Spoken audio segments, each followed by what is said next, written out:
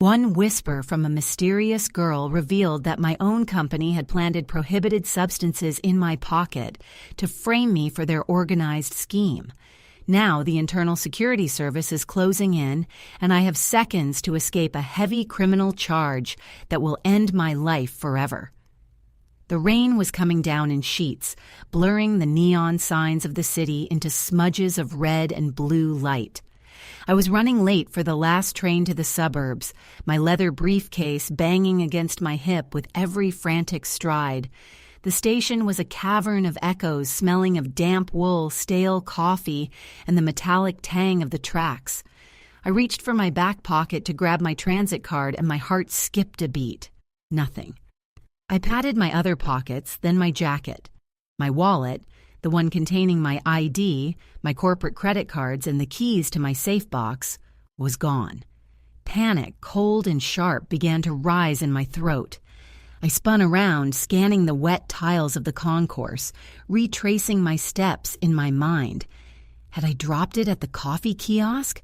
Or maybe when I was dodging that crowd of tourists near the entrance? I was about to sprint back toward the main doors when I felt a light tug on the hem of my coat. I turned around, ready to snap at whoever was bothering me, but the words died in my mouth. Standing there was a girl, maybe 10 or 11 years old. She looked like she had crawled out of a storm drain. Her oversized coat was caked in dried mud. Her hair was a matted nest of dark tangles, and her face was streaked with soot and grime. But it was her eyes that stopped me, bright, piercing blue, and filled with a terrifyingly adult level of focus. In her trembling, dirt-stained hand, she held my brown leather wallet. "You dropped this," she said. Her voice was barely a whisper, thin and raspy, as if she hadn't used it in days. "Oh, thank God," I exhaled, reaching out to take it. I felt a surge of immense relief, followed quickly by a wave of guilt. I looked at her, really looked at her, and realized she probably hadn't eaten a hot meal in a week. I reached back into the wallet, intending to pull out all the cash I had as a reward, but she stepped back, shaking her head. "I don't want your money, Elias," she said. I froze. My hand stopped mid-air. I hadn't told her my name. My ID was buried deep inside the leather folds. There was no way she could have seen it in the 3 seconds since I'd turned around. "How do you know who I am?" I asked, my voice dropping an octave. The ambient noise of the station, the announcements, the whistling steam, the chatter of commuters, seemed to fade into a dull hum. She didn't answer. Instead, she took a step closer. Her smell, a mix of rain and something metallic, filling my senses. She stood on her tiptoes and leaned toward my ear. I should have moved away, should have been wary, but I was paralyzed by a strange, magnetic dread. "They didn't just take your documents, Elias," she whispered, her breath cold against my skin. "They put something back in. If you go through that turnstile, the Internal Security Service will be waiting. They're looking for someone involved in an organized scheme, and you're the one they've picked to carry the weight." My blood turned to ice. "What are you talking about? Who are they?" "The people you work for," she said, her blue eyes locking onto mine with an intensity that felt like a physical weight. "Don't go home. If you go home, they'll find the prohibited substances they planted in your car. It's an attempt to ruin your life with a heavy criminal charge. They need a fall guy for the audit tomorrow, and you're the perfect candidate." She shoved the wallet into my hand and began to back away into the shadows of a large concrete pillar. My mind was racing, trying to process the absurdity of her claims. I was a senior analyst. I did my job, I kept my head down. This had to be some kind of elaborate prank or a delusional rant from a street kid. But as she reached the edge of the light, she stopped and pointed toward the security gates. Standing there were 3 men in dark, nondescript suits, their eyes scanning the crowd with a predatory precision. One of them held a handheld scanner, and as he looked in my direction, he tapped his earpiece. "Look inside the hidden flap," the girl called out softly, her figure nearly vanishing into the gloom, behind the family photo. With trembling fingers, I flipped open my wallet and tore at the small, concealed leather slit behind the picture of my wife and daughter. My breath hitched. Tucked inside was a tiny, transparent packet containing a fine, crystalline substance, the kind of prohibited substance that could earn a man a massive prison term. Beneath it was a small, encrypted microchip labeled with a project code I knew only too well. I looked up to find the girl, but she was gone. At that exact moment, the PA system crackled to life, but it wasn't a train announcement. Security Protocol Alpha 6 in effect. All exits are being monitored. Mr. Elias Thorne, please remain where you are and identify yourself to the nearest officer. The three men in suits started walking toward me, their pace quickening as they saw the look of pure terror on my face. I looked back at the dark corner where the girl had disappeared, then at the tracks. My life as I knew it had ended in a single whisper, and the only person who knew why was a ghost in a muddy coat. One of the men reached into his jacket, his hand closing around something that looked like an unlawful weapon, and I realized I had exactly 5 seconds to decide if I was a citizen or a fugitive. I didn't wait for the men in suits to reach me. Fear is a powerful engine, and mine kicked into high gear the second I saw the man in the lead reach for the concealed weapon beneath his blazer.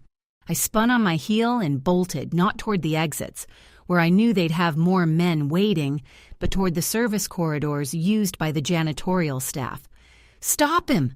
a voice boomed behind me, echoing off the high-vaulted ceilings of the station. I dove past a startled woman pushing a stroller and slammed my shoulder into a heavy metal door marked "Staff Only." It gave way with a groan of protesting hinges. I found myself in a dimly lit hallway that smelled of industrial bleach and old grease. I didn't stop to breathe.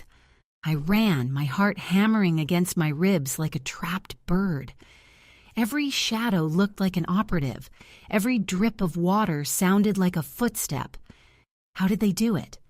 I had been at my desk until 7 p.m. The Internal Security Service must have moved with terrifying speed.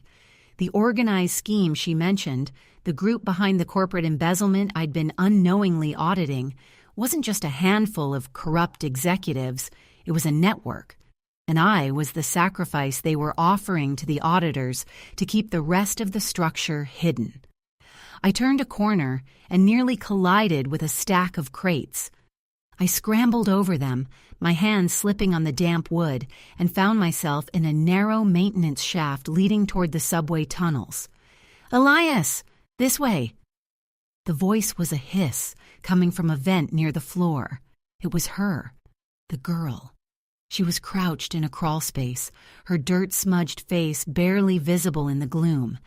I didn't hesitate. I dropped to my knees and crawled into the cramped, suffocating space. She led me through a labyrinth of pipes and wires, moving with a ghost-like agility that I struggled to match.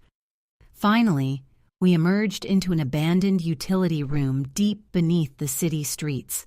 A single flickering bulb cast long, dancing shadows on the walls. "Why are you helping me?" I gasped, clutching my chest, my lungs burning. "Who are you?" She sat down on an old crate, her expression unnervingly calm. "My name is Maya, and I'm helping you because you're the only one left who can access the secondary server. My father tried to do it 6 months ago. They framed him for a series of crimes and gave him a huge term in a high-security facility. He's gone, Elias. But he told me about you. He said you were the only one with a spine." I stared at her, the realization hitting me like a physical blow. Her father was Marcus Vance, my former mentor who had retired abruptly last year. We were told he had been caught in a financial scandal. "They didn't just frame him," Maya whispered, pulling a small battered tablet from her oversized coat. "They used him to test the system. The same system they're using on you now. The prohibited substances in your wallet? That's just the beginning. By tomorrow morning, there will be a digital trail showing you've been funneling company funds to radicals. A heavy criminal charge, one that will ensure you never see the sun again. I looked at the microchip I'd pulled from my wallet. My hands were shaking so violently I almost dropped it. What's on here? The encryption keys to their offshore accounts, she said, and the evidence that the Internal Security Service isn't just investigating the group, they are the group. It's a closed loop, Elias. There's no one to turn to. Suddenly, the heavy steel door at the top of the utility room stairs vibrated with a dull thud. Then another. Someone was throwing their weight against it. A muffled voice shouted orders, the tone of a man used to being obeyed, the tone of someone who knew exactly how to break a person. Maya's eyes went wide. She grabbed my arm, her grip surprisingly strong. We have to go. There's a drainage pipe that leads to the river. If we make it there, we can disappear. I stood up, my mind reeling. I was a senior analyst. I lived in a condo with a gym and a concierge. Now I was a fugitive hiding in a sewer with a child, carrying enough evidence to dismantle an empire or get me buried in an unmarked grave. We scrambled toward the back of the room, where a rusted grate led to the lower levels. Maya began to pull at the iron bars, her small frame straining. I joined her, shoving my fingers into the gaps and pulling with everything I had. With a screech of metal, the grate popped loose. But as I turned to help Maya down into the dark hole, I saw something that stopped my heart. On the floor, near where she had been sitting, a small piece of paper had fallen out of her pocket. It was a photograph, yellowed at the edges. I picked it up. It was a picture of a group of men standing in front of the corporate headquarters. In the center was Marcus Vance. To his left was the man with the jagged scar who had been chasing me through the station. And standing directly behind them, with a hand on my shoulder and a smile that I now realized was a mask of pure malice, was me. But I didn't remember this photo. I didn't remember that day. And more importantly, the date stamped on the back of the photo was from 3 years ago, a time when I supposedly hadn't even started working for the firm. Maya, I whispered, my voice trembling. Where did you get this? She didn't look back. She was already halfway down the pipe. Hurry, Elias, she called up, her voice sounding different, colder, more rhythmic. They're almost through the door, and you don't want to be here when they see what you've really been doing for the last 3 years. The door behind me splintered open with a deafening crash, and the room was flooded with the blinding white light of tactical flashlights. I looked at the photo, then at the dark abyss where the girl had vanished, realizing with a jolt of horror that the secret she had whispered at the station wasn't a warning to save me. It was the beginning of my execution. The white beams of the flashlights cut through the gloom like physical blades, sweeping across the rusted pipes and peeling paint of the utility room. I didn't think. I moved. I threw myself into the dark opening of the drainage pipe just as a burst of sparks erupted from the wall where my head had been a second before. I slid down the slick, mossy concrete for what felt like an eternity, the smell of stagnant water and old metal filling my lungs, before splashing into a shallow pool at the bottom. Maya was already there, standing in the center of a junction where 3 tunnels met. She was framed by the faint, sickly green light of a distant street grate. She looked down at me, her blue eyes devoid of the innocence they'd held back at the station. They weren't the eyes of a child. They were the eyes of a soldier who had seen the end of the world. The photo, I choked out, scrambling to my feet, my clothes heavy with freezing sludge. I held up the yellowed scrap of paper. Why am I in it? Why don't I remember any of this? I've never seen that man with the scar in my life until today. Because you're the one who designed the organized scheme, Elias, she said, her voice echoing with a chilling clarity. You didn't just work for the firm. You built the very walls that are closing in on you. You were the genius who figured out how to hide billions in plain sight, moving assets through shells that even the most dedicated internal security service couldn't track. But 6 months ago, you grew a conscience. You tried to take your share and walk away to find Marcus. They didn't kill you because they still needed your access codes, so they did something worse. The truth hit me like a physical blow, more jarring than the fall. I leaned against the cold tunnel wall, my head spinning. They changed me? They used a specialized conditioning procedure to rewrite your narrative, Maya said, stepping closer. Her voice softened, but only slightly. They turned the wolf into a docile sheep, an analyst who thought he was just a regular guy with a wife and a daughter. They gave you fake memories to keep you compliant until the day they needed a fall guy for the audit. That day is tomorrow. They planted those prohibited substances in your wallet to ensure that even if you survived the purge, you'd face a heavy criminal charge that would keep you in a cell for decades. I looked at the microchip in my palm. The tiny piece of silicon felt like it weighed a ton.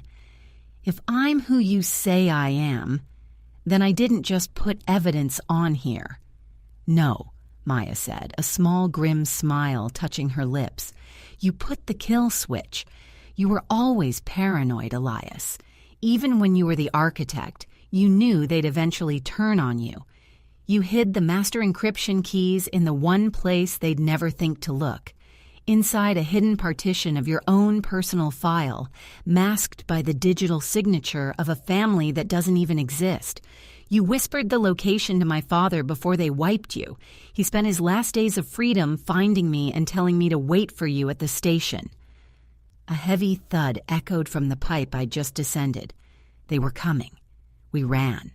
We scrambled through the labyrinth of the city's underbelly, moving toward the central telecommunications hub. Maya knew every turn, every rusted ladder.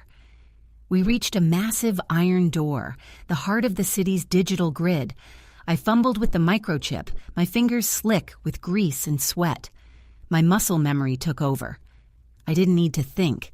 My hands moved to the keypad with a terrifying, autonomous precision. I punched in a 16-digit code that felt as familiar as my own breath. The heavy door hissed open. Inside was a sea of servers, their green lights blinking like malevolent eyes. I found the primary terminal and jammed the chip into the port. Identity confirmed, Director Thorne, the screen flashed. System override initiated. Data began to stream across the monitors. Thousands of names, records of illicit shipments, and the true faces of the men who had been hunting me. It was all there. Every life they'd ruined to protect their organized scheme. I hit send, broadcasting the encrypted files to every major news outlet and independent oversight board in the country. The door behind us splintered open. The man with the scar stepped in, his weapon leveled at my chest. He looked at the screens, then at me, his face a mask of pure, impotent rage. "You've ruined everything," he hissed. "You think this makes you a hero? You're going down with us. That heavy criminal charge still stands. You're a felon, Elias." "Maybe," I said, standing tall as the sound of sirens, real sirens, not the firm's private security, began to wail above us on the street level. "But I'm a felon who knows exactly who you are, and now the whole world knows too." In the confusion as the true authorities breached the facility, Maya pulled me toward a secondary maintenance hatch. We emerged into the cool night air 2 blocks away. The city was a different place now. The billboards were already flashing breaking news of the corporate collapse. I turned to Maya to thank her, but she was already backing into the shadows. "My father is still in that facility, Elias. Now that you've opened the gates, I'm going to go get him. You should disappear." "The man in that photo? He's dead. Don't let them bring him back." I stood alone in the rain, watching her vanish. I had no identity, no family, and no home. But as I looked at my reflection in a dark puddle, I didn't see a victim. I saw the man who had torn down an empire with a single whisper. I walked away into the night, a ghost in a city that finally knew the truth.